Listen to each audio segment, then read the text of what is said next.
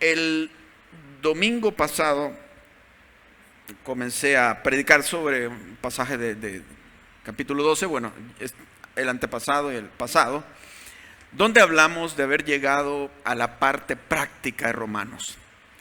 El apóstol ha tomado 11 capítulos para enseñarnos las verdades del Evangelio, sin hablarnos de qué reglas o qué mandamientos debemos de seguir, que eso puede ser común a todas las religiones, lo que se debe hacer y lo que no se debe hacer. Yo recuerdo que recién convertido, yo no había entendido las cosas, venía del catolicismo y me pegué a Juan Galdames, algunos de ustedes lo conocen, y él me llegaba a visitar y todas las cosas, y le dije, una de las primeras cosas, ahora que había aceptado a Cristo, hermano, y le di un papel, escríbame qué cosas debo de hacer y qué cosas no debo de hacer.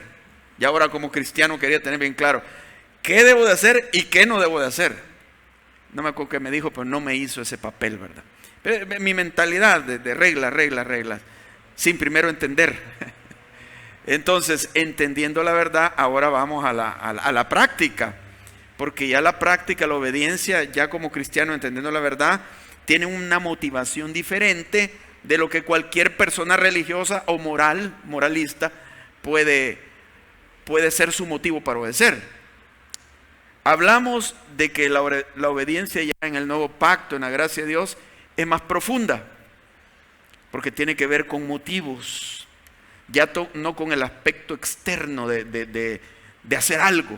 Estoy haciendo cosas, pero en el corazón no tener el motivo correcto. Ahora enfoco este pasaje donde le he titulado la obediencia con razonamiento. Y es que, hermanos, ¿por qué obedecemos ya como cristianos? Lo primero es porque Dios lo manda y Dios es el soberano, glorioso. Y si Él dice algo, es suficiente palabra para mí. Pero también Dios quiere darnos razones que tienen que ver con que si yo guardo sus mandamientos, hago lo que Él me manda, me va a ir bien. Y si no, me va a ir mal. Entonces, esa es otra motivación también para hacer su voluntad. Entonces, la Biblia está llena de razonamientos y no es dogmática, es muy razonada la Biblia. Creería yo que los que no han leído bien la Biblia y no la entienden, son los que piensan que estos son dogmas simplemente. Ahora, vamos a ver tres cosas acá, tres áreas de obediencia. Uno es en relación a las autoridades, a los gobiernos, como cristianos. Segundo, al hecho de guardar la ley, pero en otra dimensión, por medio del amor. Cuando la motivación es el amor, automáticamente vamos a guardar la ley de Dios. Y lo tercero es, debido al tiempo en el que nos encontramos, hemos de entender la diferencia entre la luz y las tinieblas. Es que tenemos que comportarnos como hijos de luz. Hablemos primero sobre la obediencia a las autoridades. Y veamos en el versículo 1, nos dice, sométase toda persona a las autoridades superiores, porque no hay autoridad sino de parte de Dios, y las que hay por Dios han sido establecidas. De modo que quien se opone a la autoridad, a lo establecido por Dios, resiste, y los que resisten acarrean condenación para sí mismos, porque los magistrados no están para infundir temor al que hace el bien, sino al malo. ¿Quieres pues no temer la autoridad? Haz lo bueno y tendrás alabanza de ella. Quedémonos hasta acá. ¿A qué autoridades se refiere? Magistrados, dice aquí. No menciona ni rey ni presidente. En aquel tiempo no habían presidentes, no había democracia. Reyes, y los reyes llegaban porque una cúpula los elegía, o hacía siglos que venía la dinastía y el hijo quedaba, y etcétera, etcétera. Ahora, estaban en peores situaciones que la nuestra, ¿verdad? Pero sin embargo, Pablo dice, sométase a las autoridades. Claro, no menciona rey ni presidente, pero cuando habla de magistrados se refiere a figuras del gobierno, ¿verdad? Claro, aquí iría dentro de esto, pues, un rey o un presidente, porque es también una figura que gobierna, y las leyes. Ahora, nos habla de que Dios ha establecido las autoridades. ¿A qué se refiere? Porque podríamos pensar, pero ¿y autoridades malas? Porque podríamos pensar que en el Imperio Romano, los césares, digamos, era un imperio, se estaba imponiendo sobre muchos países. ¿Y por qué no hace esa diferencia, Pablo? Nosotros los cristianos no estamos llamados a cambiar los sistemas políticos. Si tratamos de hacerlo, nos vamos a vamos a seguir una causa que no es nuestra. Sí estamos llamados a morir por causa del Evangelio, pero no por una corriente política. Las corrientes políticas llegan a su auge y se vienen a pique, todas. Y morir por algo tan pasajero, y que toda corriente política, todo gobierno está lleno de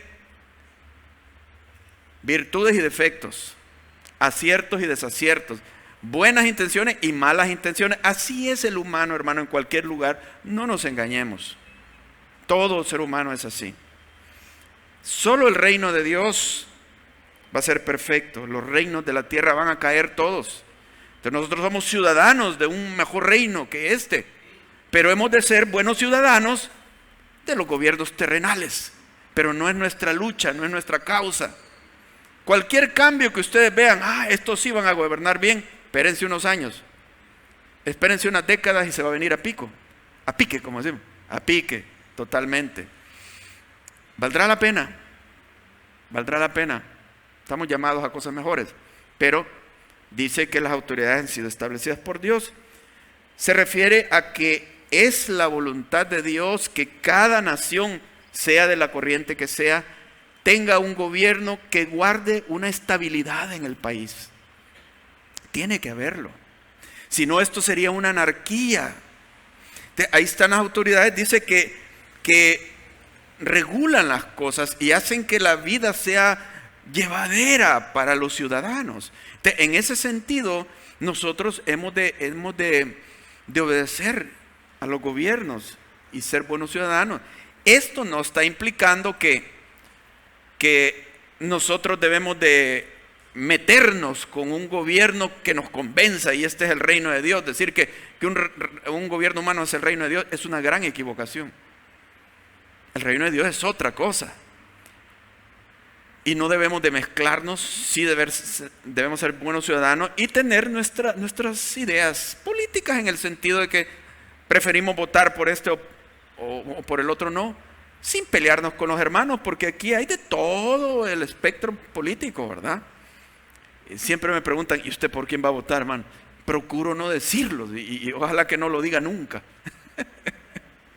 Porque no me vuelvo enemigo de alguien, pues, porque no es, el pastor. No, y ya casi a veces adivinan ahí algo, ¿verdad? Pero ya cuando hay elecciones andan detrás de a ver por quién voy a votar. Procuro que no, porque aquí hay de todo, hermano, y yo no estoy para empujar ni meter las manos al fuego por nadie, ¿verdad? Entonces, les decía, cuando la iglesia se mezcla con el Estado, de ahí no va a salir algo bueno. No va a salir algo bueno, porque ustedes saben que las relaciones políticas son en que tú me das y yo te doy, pues, quedemos en algo. Ahí les voy a mandar a regalar tales y tales cosas, pero también ustedes promuevan en su iglesia el voto por nosotros. No se puede, no es así. Nos vamos a sentir comprometidos y eso no es conveniente en ninguna forma. Estamos para otra cosa nosotros, ¿verdad? Así que tampoco este pasaje se refiere a eso, sino que sea quien sea que esté en el gobierno, debemos de obedecer porque es establecido por Dios. No porque sea la mejor o los mejores, puede ser que sí, puede ser que no. En ese caso era César, pero había que seguir las leyes romanas o las leyes judías en el caso de Israel,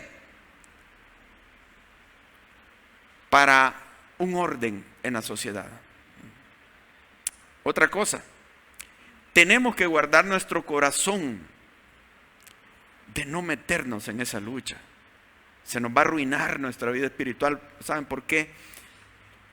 porque cuando uno está metido en la calentura de toda la gente, porque hay momentos así, ahorita creo que no, pero cuando ya vienen en elecciones, uno empieza a agarrar esa calentura y comienza a pensar desequilibradamente, como resintiéndose contra lo que uno está en contra y casi adorando a aquellos con los que uno va a favor, sin ver más. Así son las pasiones humanas. Pero nosotros debemos de guardar nuestro corazón. Nosotros estamos para el Señor Jesús. Entonces sigue diciendo que debemos de obedecer, estar sujetos. Dice, porque los magistrados, versículo 3, no están para infundir temor al que hace el bien, sino al malo. ¿Quieres pues no temer la autoridad? Haz lo bueno y tendrás alabanza de ella. Entonces el enfoque no es de seguir una corriente política, sino de obedecer leyes para que haya una estabilidad en la nación. Entonces dice que el magistrado está para infundir temor al malo. Es sano que el malo le tema a la autoridad. Esto lo digo contradiciendo a una corriente que dice que no, que la autoridad no debe infundir el temor. Aquí dice, aclara, no debe infundir el temor al bueno, pero al malo sí. Porque si el malo no tiene temor de la autoridad, va a hacer lo que quiera. Ese es el punto. Entonces sí tiene que infundir el temor. Tiene que actuar drásticamente, justamente cuando se debe de hacer, ¿verdad? Porque me dicen, por la prevención, ¿cuánto vamos a pasar? 20 años previniendo y ahorita están ahorcando gente. O sea, no puede ser. Tiene que haber autoridad en cada nación para que haya un orden. Ahora, dice versículo 4, porque es servidor de Dios para tu bien. Para tu bien. Dice, pero si hace lo malo, teme, porque no en vano lleva la espada, pues es servidor de Dios. Es servidor de Dios, vengador para castigar al que hace lo malo. Se debe de castigar al que hace lo malo. Y aunque no sea cristiano, dice, es un servidor de Dios. Él no se da cuenta, pero está sirviendo a Dios para establecer un orden. Entonces yo debo estar sujeto a la autoridad y no ser respondón, malcriado, y querer pelearme con ellos. En pequeñas cosas, cuando usted obedece, va a llevar el bien. Dice que si tú obedeces, vas a ser alabado por la autoridad, pero si no, vas a ser castigado. Versículo 5, por lo cual es necesario estarle sujeto, no solamente por razón del castigo, sino también por causa de la conciencia. O sea, porque tu conciencia ante Dios, pues tú deseas obedecer a Dios, ¿verdad? Pero si estás como de rebelde contra una autoridad, no creo que vayas a tener una limpia conciencia. Tu vida espiritual se va a venir a pique, porque yo he visto, hermano, casos de cristianos, y cuando empieza ya la época política, andan cargados y ya casi no vienen a la iglesia porque están metidos en otra cosa. Se le arruinó el corazón por todas las pasiones. Hermano, uno debe de establecer autoridades. No solo se refiere a magistrados del gobierno. Por donde uno vaya, hay gente que tiene autoridad y uno debe de obedecer en lo que debe de obedecer. Cuando estábamos en el otro local, muchos de ustedes no lo conocieron, en la calle Montserrat, era una casa pequeña. De ahí Dios nos concedió comprar todo esto, gracias a Dios, ¿verdad? Pero ahí uno venía de abajo, desde la cuesta esa de la Ibu, y cruzaba a la izquierda. Pero un día pusieron las rayas ahí que uno no pudiera cruzar. Y a mí me tocaba venir de ese lado. Si no, me tendría que ir a dar una vuelta por todo Montserrat para regresar por esa misma calle hacia abajo. Y entonces yo, como lo normal, a media mañana, yo me crucé las dos rayas esas, amarillas. Y no sabía que venía un policía en una moto detrás de mí. Y inmediatamente, que se me vino la par, y enojado, me detuvo.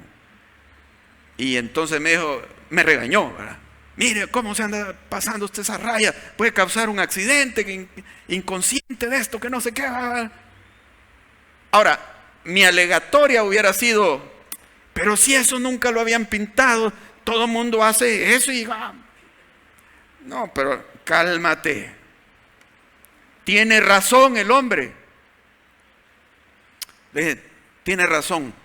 Sí es cierto, disculpe que me merezco la multa, le dije. Vaya mejor. Ya no lo vuelva a hacer mejor. Va, me regresó la licencia.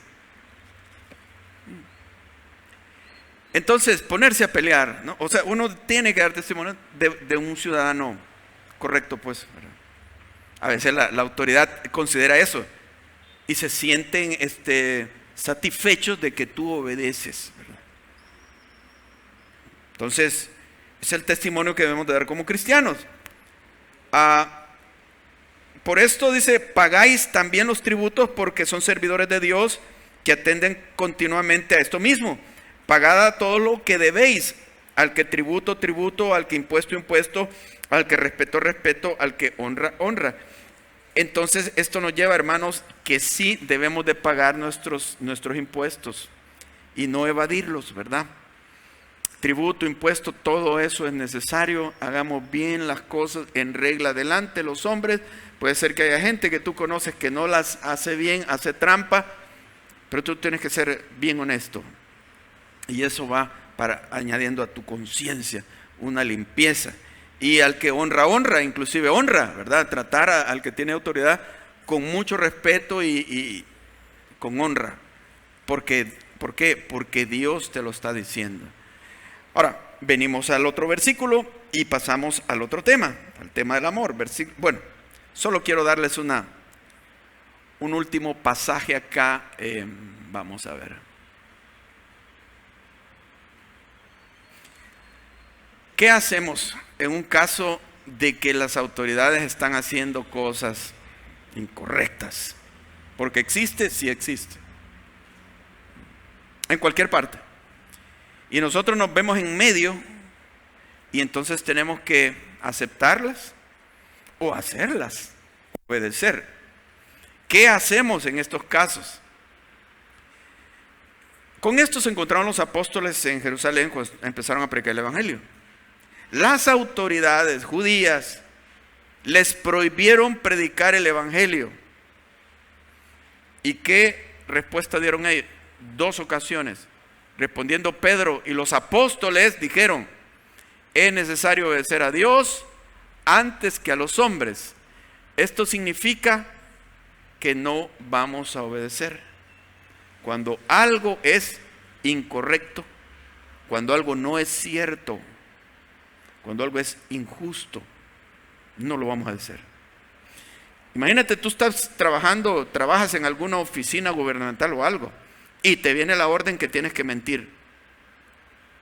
Ojalá que no se llegue eso, porque claro, a veces te arriesgas en el trabajo y todo. Que tienes que mentir, ¿qué harías?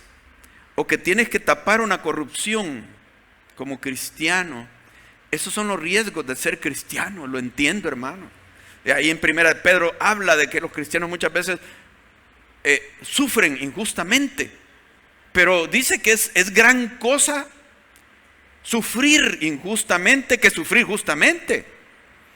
Sufrir dándole gloria a Dios que sufrir por algo que tienen razón en reprenderte por causa de eso. ¿Eso glorifica a Dios? Ni modo. No obedecemos. Ahora, alguien puede decir, pero yo estoy en una situación difícil. No sé, hermano, pídele dirección a ver qué hacer, pero no porque alguien sea autoridad te va a obligar a hacer algo que va en contra de la verdad, de la justicia, de la honestidad, de Dios. Se te prohíbe predicar el evangelio. La iglesia predica, se prohíbe congregarse, se prohíbe ser cristiano. Pues soy cristiano y me congrego de todos modos, aunque sea bajo de agua. Eso hacen en países donde hay persecución contra el cristianismo, porque es necesario obedecer a Dios antes que a los hombres. Dios está sobre reyes y magistrados. De todos modos son simplemente seres humanos. Ahora, yo le digo, pues de cualquier forma, esté usted satisfecho con el gobierno o no esté satisfecho con el gobierno, le doy un versículo muy consolador, pasaje precioso que está en Isaías capítulo 33, versículo 22. Y vamos a ver qué nos dice. Isaías 33, 22. Porque en realidad sobre los seres humanos hay un Dios que ve y juzga. Y Él es el verdadero rey sobre todos, hermano. Los gobiernos son pasajeros y son humanos. Pero el reinado de Dios es otra cosa, es divino. Entonces nos dice así, Isaías 33, 22. Porque Jehová es, ¿qué? Nuestro juez. Jehová es nuestro legislador. Jehová es nuestro rey. Él mismo nos salvará. Él mismo nos salvará. Sobre todo gobierno, con que usted simpatiza o no simpatice. Usted mire a Dios y ahí están los tres poderes del Estado. Jehová es mi juez, el poder judicial. Jehová es mi legislador, el poder legislativo. Y Jehová es mi rey, el poder ejecutivo.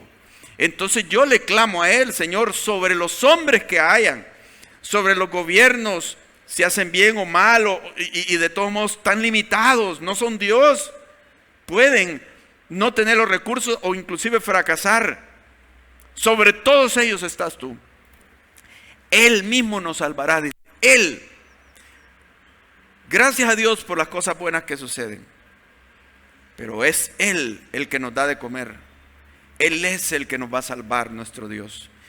Y sería bueno que cada gobernante lo reconociera, pues, y no se creyera que Él es una especie de Dios, o ellos son una especie, o que ellos son los que cada quien se humillara. Y la Biblia habla de eso. A Nabucodonosor lo reprendió al creer que todo venía de él, de su grandeza, y lo hizo por 7 años enloquecer como una bestia, hasta que reconoció, dice, que Dios el que reina entre los hombres, y es Dios quien entrega el poder por un tiempo a personas, pero es Dios quien va a juzgar también a esas personas. ¿Quién es?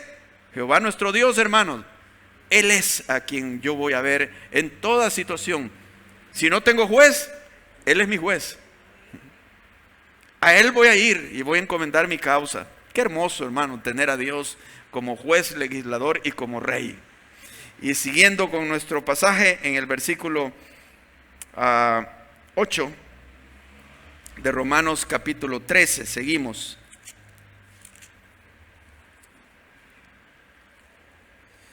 Y nos dice así: no debáis a nadie nada, sino el amaros los unos a los otros.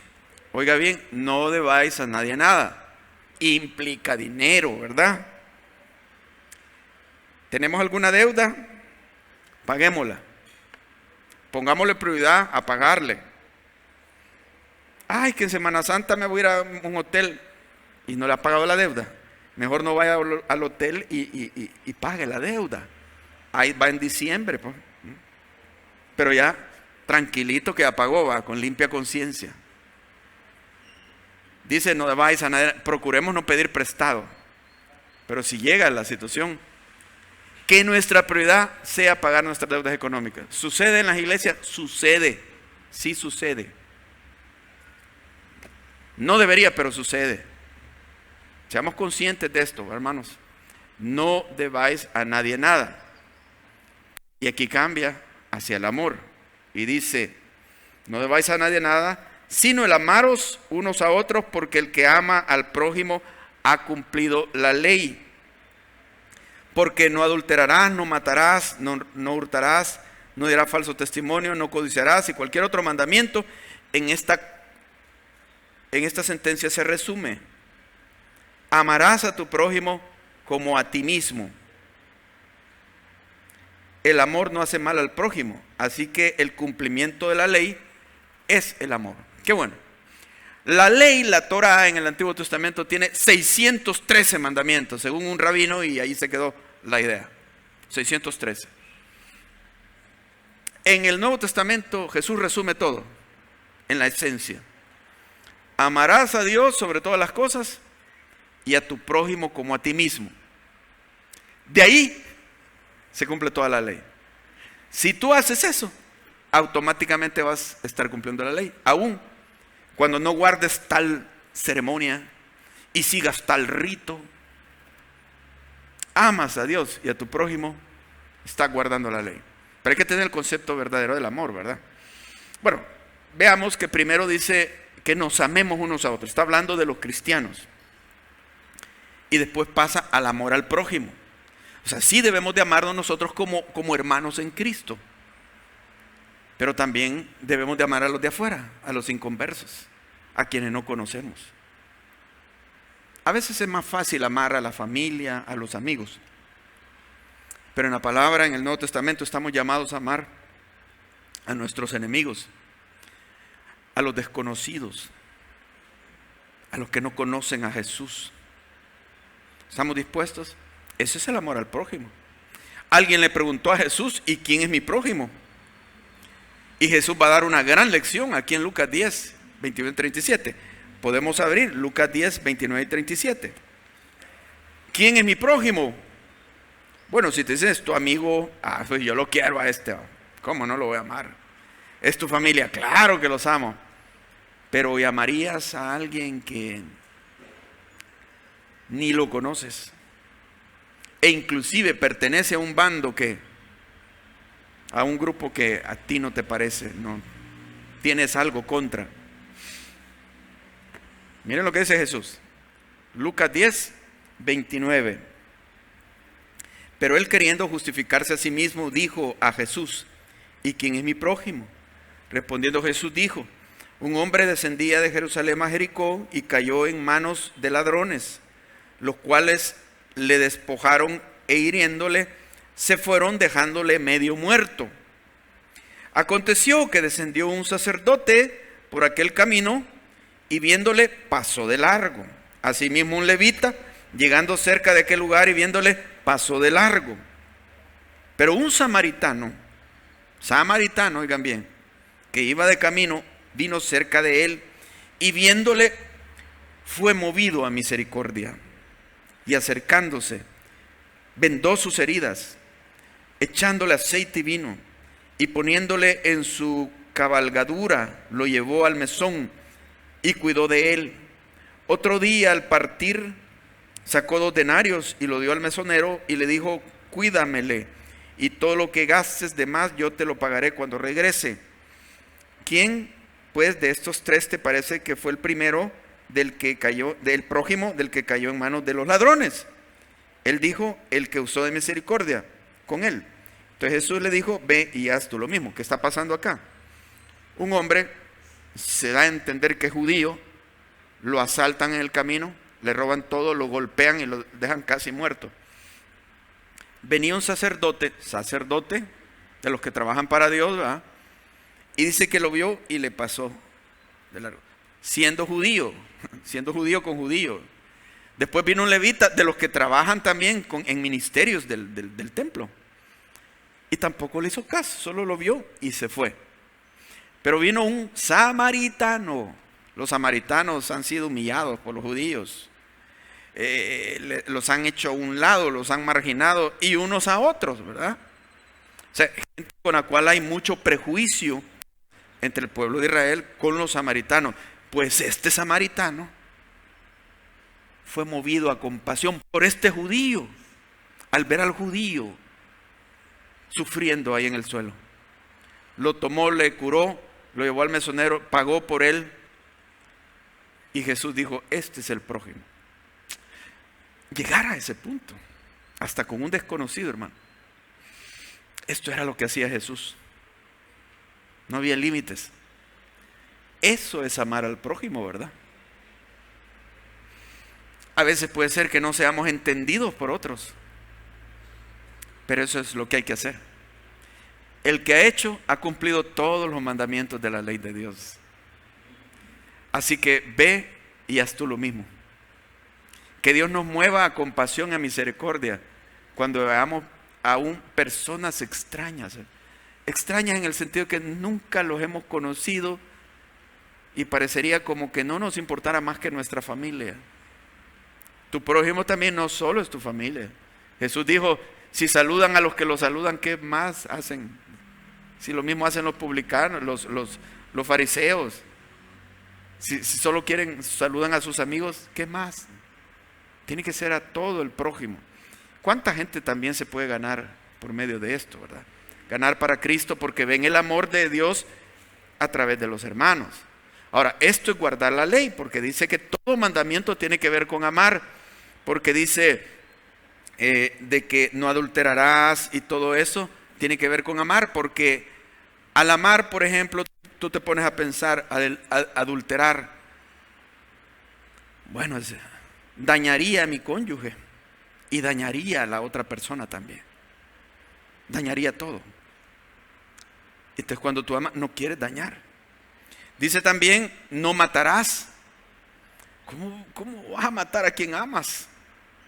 Pero si aún vamos a lo profundo, que Jesús dice que decirle idiota, estúpido, imbécil, lo que sea, es amar, y hacerlo, quiero decir, decirle esos calificativos es como matarlo. ¿Te haces culpable de juicio? ¿Por qué usar eso? Aún en los pleitos entre esposos, a veces así se dicen. No es teoría, así sucede en algunas parejas. Llegar hasta el punto de ponerle calificativos terribles al otro cuando están enojados, ¿verdad? Puede ser que yo sea raro, y esté hablando, bueno, no sé, yo nunca le he dicho así a Gloria, ni ella me ha dicho ninguna cosa horrible, ¿verdad? Pero sé que algunos sí lo hacen, ¿verdad? ¿Cómo es posible? No debe de ser, porque se ama a la otra persona. Se va a provocar una herida grande, aunque sigan juntos. Ahora, dice, no matarás, no hurtarás. ¿Cómo le voy a robar a alguien que amo? Al contrario, estoy protegiéndole sus cosas, que nadie se las vaya a robar, ayudándole, es mi prójimo. Dice, si amas también, falso testimonio. ¿Cómo vas a dar un falso testimonio de alguien a quien amas?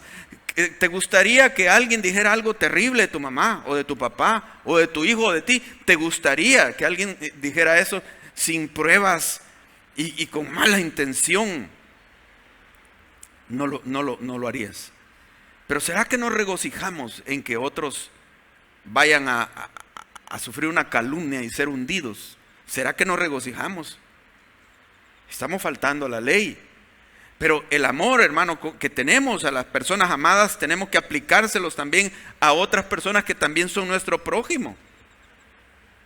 Entonces dice también, no codiciarás, ¿verdad? Porque ¿cómo voy a codiciar? Si yo estoy codiciando, quiere decir que yo quisiera aquello. Si tengo la oportunidad, se lo robo. No. Allá en el fondo es donde empiezan los pecados, ahí en el fondo del corazón. No codiciarás, amas. Dice, y todo cualquier otro mandamiento que usted piense, todo se resume en esta sentencia: amarás a tu prójimo, ¿cómo? Como a ti mismo. Ahora, no te está diciendo que primero te aprendas a amar a ti mismo. No. Es que ya te amas a ti mismo. El problema del hombre es que no se ama a sí mismo. El problema es que se ama mucho a sí mismo. Se lo digo porque algunos psicólogos le dan la vuelta y en las teorías modernas. No, primero aprende a amarte a ti mismo. ¿Qué, hermano? Va a pasar 500 años aprendiendo a amarse a sí mismo. Para amar al prójimo, nunca empieza a amar al prójimo. Porque no es así como marcha. Ama al prójimo porque de amarte a ti, ya te amas.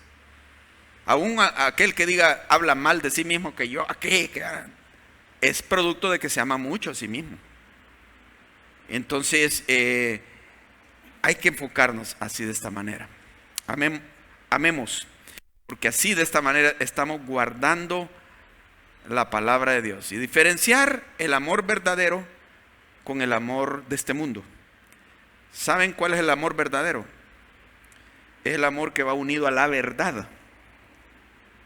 El amor de este mundo es mentira. Hay muchas frases mentirosas. Es más emocional.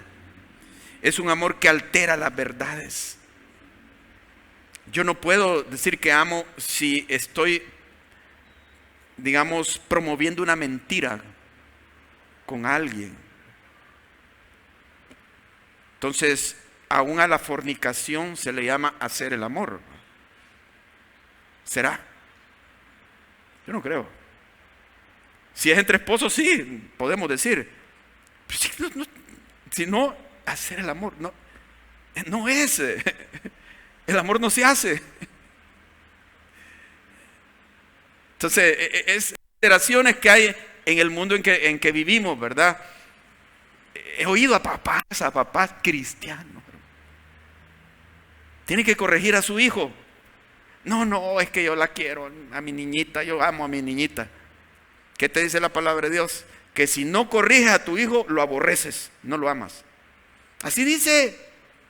Es una confusión perversa. Porque aún dice la palabra, fieles son las heridas del que ama, pero importunos los besos del que aborrece. ¿Qué quiere decir? Que el que te ama te va a herir. ¿Pero cómo? Porque su amor lo lleva a actuar para poder sacudirte cuando estás yendo hacia algo malo. Cuando te vas al barranco te tiene que detener. Despierta. Pero eso te ofende. Pero importuno los besos del que aborrece. El que te aborrece hasta te besa, pero no te hace ver tu error. Entonces no hay que confundir que el que te consiente todo es el que te ama. El que te ama es aquel que quiere lo mejor para ti, aunque en ocasiones significa llamarte la atención, hacerte una observación para tu bien. Gracias a Dios, ¿verdad? Que Dios es así con nosotros, ¿o no? No le ha dado sus chilillazos Dios a usted. Si no se los ha dado, pues gracias a Dios, usted es un hijo o hija maravillosa. Pero aquellos que nos ha tenido que dar, hermano, llega un momento que uno reconoce hasta el fin. Gracias, Padre, gracias por no dejarme. Gracias porque permitiste esto, era necesario para poder despertarme. Y uno reconoce el amor de Dios y hasta puede llevar el cincho. Padre, aquí está, dame. No tanto así, ¿verdad? Pero he oído casos donde a veces los niños actúan de una forma tremenda que me contaba alguien que su niña había venido y le había llevado la varita con la que le da. Aquí está, papá. Ella se la alcanzó. Hay hijos que reconocen que el que les disciplinen es señal de amor de Dios. Conozco una hermana en Cristo de otra iglesia y nos enseñó a un grupo una carta que hizo, creo que tenía como 5 años de edad, y le decía a los papás, miren el instinto de una niña. Le decía, papá, pégueme. Sí le decía. Es la última oportunidad que le doy, le decía. Y deja ir una mala palabra, no se las digo. Y dísela, y está escrita. Y yo le pregunté, ¿por qué esa mala palabra? Es que yo la dije para que me pegaran. O sea, a ver si así despertaban. Imagínense, la niña entendía ya por dentro que el hecho que no la pegaran, no le pegaran, no la corrigieran, ella no se sentía amada. Que no le ponían atención a las cosas que le tenían que corregir, ella no se sentía amada. ¡Qué instinto! Yo creo que otros niños no hacen eso. No me peguen. Hacen picardías, pero no. Se escapan. Pero ese instinto, hermanos, nos hace ver el amor de Dios, pues en su corrección, en su guía, porque quiere lo mejor para nosotros. Pero en último lugar, veamos este otro pasaje que habla sobre la manera como debemos de caminar como hijos del día, versículo 11. Y esto conociendo el tiempo, que es ya hora de levantarnos del sueño, porque ahora está más cerca de nosotros nuestra salvación que cuando creímos. Levantarnos del sueño. Dice que es tiempo. Cuando nosotros éramos inconversos estábamos totalmente dormidos, pero ahora en la vida cristiana es como que vamos despertando poquito a poco, ¿verdad? Porque dice Es hora de levantarnos del sueño. Ya es hora. Algunos podrían ofenderse con Pablo. Pablo, estás insinuando que estamos dormidos. Todos de alguna forma venimos despertando. Usted no se despierta inmediatamente, es poco a poco. Entonces, cuando venimos a la iglesia, cuando crecemos espiritualmente, vamos despertando hasta que estamos despabilados. La revelación de Dios, la conciencia que tenemos es bien clara en las cosas de Dios. Así que mis hermanos, es hora de despertar, dice, porque está más cerca de nosotros la salvación que cuando creímos. Yo creí hace como 40 años, creo yo. Bueno, ya no me acuerdo tanto, pero por ahí, como 40 años. Y en aquel momento yo esperaba la venida de Cristo, y me acuerdo que un miércoles en la noche alguien me compartió la doctrina del arrebatamiento, y qué maravilloso fue para mí oír eso.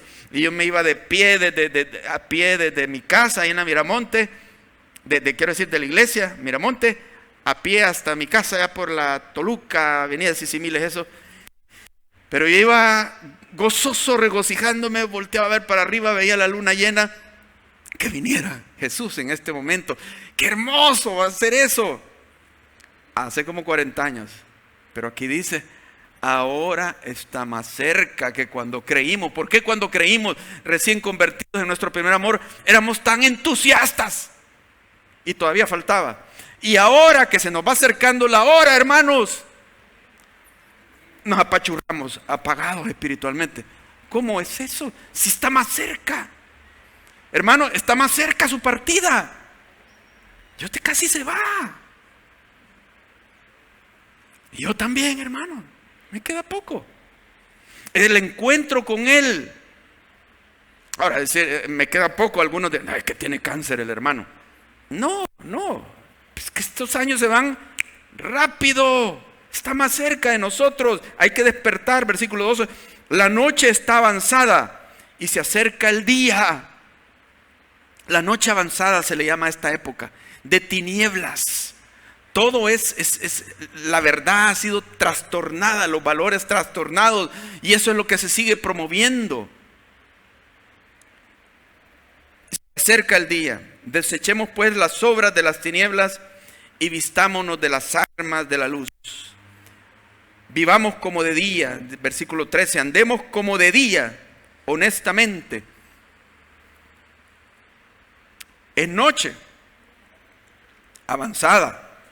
Son las tinieblas más profundas de la medianoche, de la madrugada. Entre los judíos hay 4 horas en la noche, así las cuentan.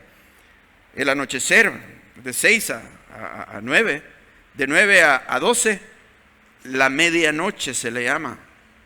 De 12 a 3, ¿cómo se le llama a esa hora? El canto del gallo, así se le llama. El canto del gallo a las 3 de la mañana. Pedro cayó en la hora más oscura, se debilitó. Así estas horas también es donde más debemos de estar despiertos. Entonces, andar como de día es, ¿cómo anda usted como de día? Usted no anda en chancletas, en calzoneta, sino que anda bien vestido, anda alerta, pero también sabe que todo lo que usted haga se va a ver, porque es de día, todo se ve a la luz pública. Pero en la noche se ocultan las cosas, donde hay oscuridad, para hacer algo que no es correcto, o esconderse. Ahora la pregunta es, ¿habrá cosas de las cuales tenemos que escondernos para hacerlas? Eso nos indicaría que está mal, no es correcto. Andar a la luz del día es, ok, véanme, mírenme. ¿Qué ven? No estoy escondiendo nada. Eso es andar como de día. Así es, dice, honestamente. No en lujurias y lascivias que tienen que esconderse. ¿Alguien tiene problema con la pornografía? Que no me vean. No en contiendas y envidias. Porque dice que el que envidia te saluda escondiendo lo que en realidad tiene en el corazón. Te finge. Las contiendas. No, si no, no está pasando nada. Pero allá están conspirando. Sino vestíos del Señor Jesucristo y no progáis para los deseos de la carne. Entonces, andar como de día es andar a la luz de todos. Andar en tinieblas es andar escondiendo, porque lo que estamos haciendo es incorrecto, es ilegal, ¿verdad? ¿Anduviste así? ¿Anduvimos así en otro tiempo? Lo digo porque sí, es probable. Pero si tú arreglaste, tú te arrepentiste ante Dios, Dios te ha perdonado. Y cuando Dios perdona, es un perdón completo. Ahora ya no andas así. Pero si andas así, ahorita, huye, deslígate, no sigas, toma decisiones, aunque sean decisiones costosísimas, como que te revientan el corazón. Hacerlo por el Señor, Dios te va a ayudar. Quiero terminar con este texto acá que dice lo siguiente: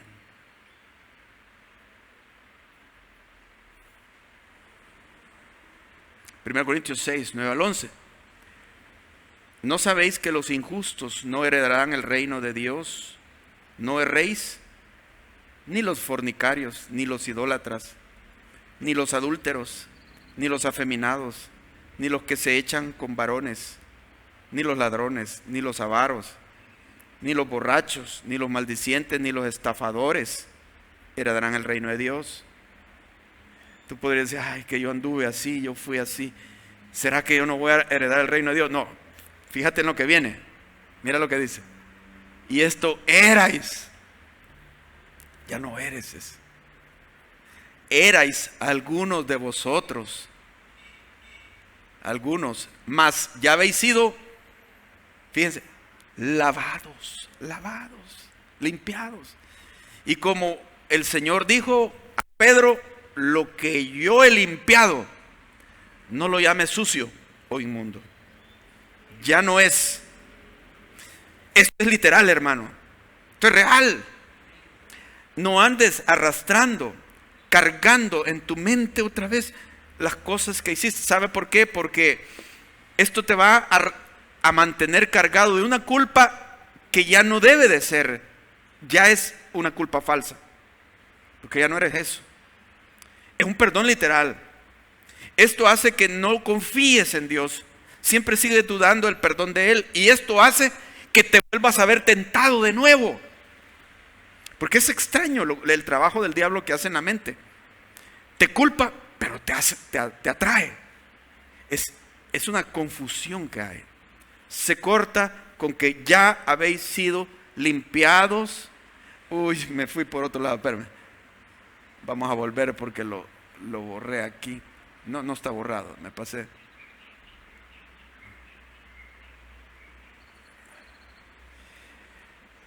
Bueno, vamos a esperar caminar hasta la diapositiva en la que estamos.